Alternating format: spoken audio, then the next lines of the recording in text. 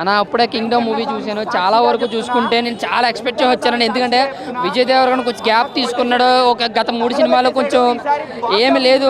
3 సినిమాలు ఈ సినిమాలు ఏమన్నా ఓడబడిస్తాడు అనుకుంటే సినిమా వరకు చూసుకుంటూ ఒక యావరేజ్ మూవీ అన్న. ఎందుకంటే యావరేజ్ మూవీ అన్నానంటే ఎటువంటి ఇంపాక్ట్ లేదు సినిమాలో. చాలా స్లోగా చాలా స్లో పేర్సన్ అయిపోయింది అనమాట.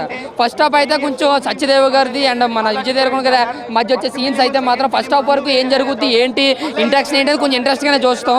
బట్ ఇంటర్వెల్ సీన్ అయిపిస్తుంది మళ్ళీ. బట్ సెకండ్ హాఫ్ వచ్చేవాడికి ఏంటంటే పెద్దగా అంటే ఫస్ట్ హాఫ్తో పోలితే సెకండ్ హాఫ్ బాగా స్లో చేసి ఎక్కడెక్కడికో వెళ్ళిపోద్ది. అంటే సెకండ్ హాఫ్ ఏంటంటే ముఖ్యంగా డీల్ చేసే విధానం బాగాలేదు. ఏదో కంగారుగా తీసుకెళ్ళిపోయినట్టు అనిపించింది. మళ్ళీ క్లైమాక్స్లో ఒక యాక్షన్ పార్ట్ అయితే బాగుంటుంది అరగంట. మళ్ళీ రాజుగా ఎంతమంది యాక్సెప్ట్ చేస్తారు అనే దానికన్నా అది చూసుకుంటే సినిమా పరంగా అయితే స్టోరీ రొటీన్ ఉన్న స్క్రీన్ ప్లే ద్వారా గ్రిప్పింగ్ ఇంకా బాగా తీసుకుని ఉంటే ఇంకా వర్క్ చేస్తుంటే సినిమా ఒక బిగ్గెస్ట్ బ్లాక్ బాస్టర్ గా నిలబడదు. బట్ ఏదన్నా అనిరుద్ధ్ ఏం హైలైట్ చేయలేదు నిజంగా చెప్తున్నాను. అనిరుద్ధ్ని ఎక్స్పెక్ట్ చేసి చాలా మంది వచ్చి ఉంటారు. బట్ ఆ కథకే ఆ సీన్స్కి తన తగ్గట్టుగా నార్మల్గానే బీజిఎం ఇచ్చాడు. ఎలాగ ట్రైలర్లో గిమ్స్లో ఫేమస్ అయిన RRR అన్న బీజిఎం అయితే మాత్రం అది ఒకటే హైప్ ఇచ్చింది. ఇంకా విజయ్ దేవరకొండ యాక్టింగ్ అయితే మాత్రం సూపర్, చాలా కొత్తగా అనిపించింది, బాగా నటించాడు.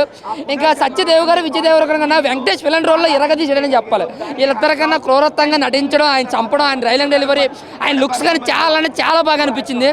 ఒక విధంగా చెప్పాలంటే వీళ్ళిద్దరికన్నా ఆయన క్యారెక్టరైజేషన్ చాలా బాగుంది సినిమాలో.